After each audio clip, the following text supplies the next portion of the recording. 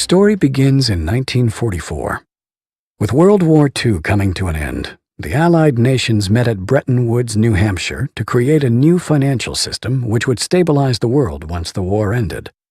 With America poised to enter a golden age of prosperity, the U.S. dollar was chosen as the world's reserve currency. Under this new system, countries agreed to fix their currencies to the U.S. dollar, and the U.S. dollar would be tied to gold at a price of $35 per ounce. This meant that countries around the world could trade their currencies for U.S. dollars, which they could then exchange for gold. This created a system where all currencies were essentially backed by gold. The strength of a nation's currency is based on the strength of that nation's economy. And the American economy is by far the strongest in the world. Accordingly, I have directed the Secretary of the Treasury to take the action necessary to defend the dollar against the speculators. I have directed Secretary Connally to suspend temporarily the convertibility of the dollar into gold or other reserve assets, except in amounts and conditions determined to be in the interest of monetary stability and in the best interest of the United States. By removing the link between gold and the U.S. dollar, President Nixon created a system where all currencies were backed by nothing. This is what is known as a fiat currency. The average person is now forced to borrow well beyond their means, getting themselves deeply into debt. At first, this was to maintain a nice standard of living, but slowly, it has become necessary just to survive. By printing so much currency and devaluing it so heavily, it would seem that governments are essentially levying a hidden tax on their people.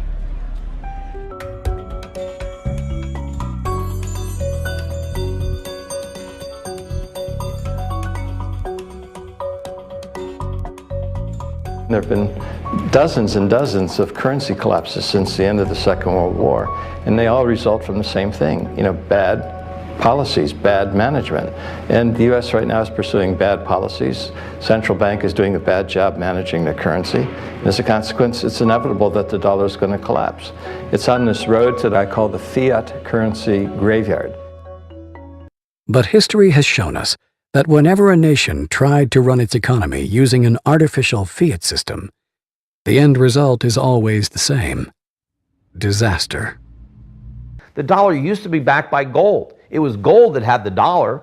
It's like everybody has tethered their ships to the Titanic of currencies, and so we're all going to go down.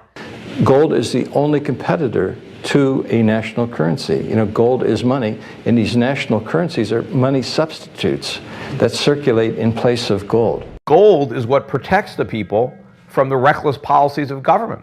Gold is the government's chaperone. The government wants to be able to do whatever it wants. Gold stands in its way. So yes, gold is an enemy of big government, but it's a friend of freedom. It's a protector of individuals from government. It's not that the price of gold is going up, it's that the value of the dollar is going down. The price remains constant in terms of human effort and purchasing power. An ounce of gold today will buy the same thing it bought 2,000 years ago. If some catastrophic event happens, and we've seen them, how are you going to be protected? Gold is financial insurance. Would you rather have gold or a fiat currency? The current financial system may be dying, but where there is chaos, there is also opportunity. We have millions of people now taking an interest in what is money, the question of what is money, what should it be? And they're learning, especially a lot of young people. Time for the people responsible to wring the last few dollars out of a dying system, but also for those able to see the cliff edge approaching, time to protect themselves and their families from the imminent plunge.